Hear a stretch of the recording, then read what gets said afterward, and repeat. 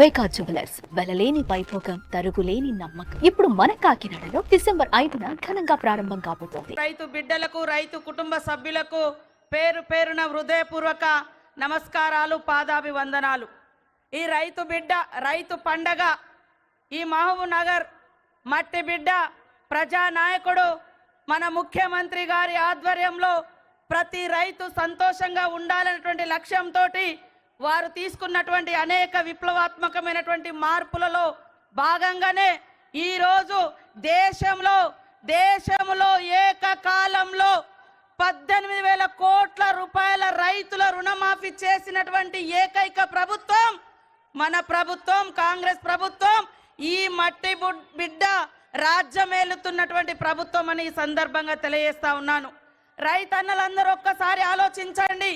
ఎప్పుడైతే రైతు రుణమాఫీ స్టార్ట్ చేసినామో మరి మూలకున్నటువంటి బీఆర్ఎస్ నాయకులు వచ్చి రైతులను రెచ్చగొట్టే పని చేసిర్రు.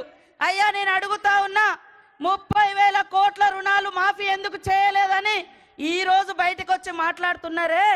మరి 10 సంవత్సరాలలో మీరెందుకు ఈ 30,000 కోట్ల భారం రైతుల మీద ఉంటే ఎందుకు మాఫీ చేయలేదని నేను అడుగుతా ఉన్నా.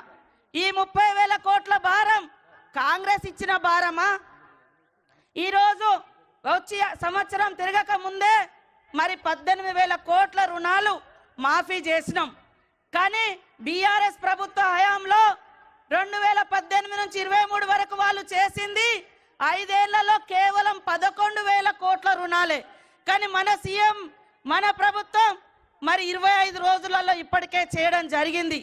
కాబట్టి ఒక దిక్కు అప్పులు, ఒక దిక్కు సంక్షేమం.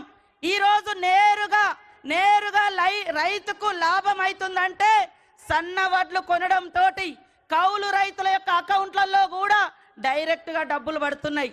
ఆనాడు ఉచిత కరెంటు ఈ రాష్ట్రంలో ప్రవేశపెట్టింది వైఎస్ఆర్ గారు. ఆనాడు సోనియమ్మ గారి ఆదేశం మేరకు ఏకకాలంలో దీర్ఘకాలిక రుణాలను మరి తాత్కాలిక రుణాలను కూడా మాఫీ చేసింది కూడా ఆనాడు కాంగ్రెసే.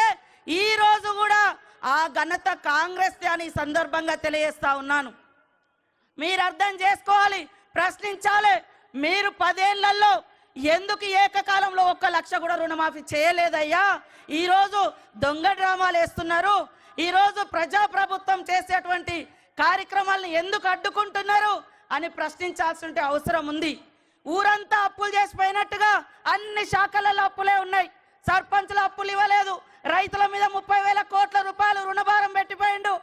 అదే విధంగా ఉచిత విద్యుత్ ఇచ్చినా అని చెప్పిండు. 60,000 కోట్ల రూపాయలు మరి ఉచిత విద్యుత్ బకాయిలు ఈరోజు కట్టకుండా అప్పు మిగిల్చిపోయింది ఎవరు అని నేను అడుగుతున్నా. కాబట్టి వాస్తవాలను, నిజాలను తెలుసుకోండి. ఈ ప్రజాప్రభుత్వాన్ని దీవించండి అని మీ అందరికీ కోరుకుంటూ, జై జవాన్, జై కిసాన్. సుమన్ టీవీలో మీ పర్సనల్ అండ్ బిజినెస్ ప్రమోషన్స్ కోసం కింది నెంబర్కి కాంటాక్ట్ చేయండి.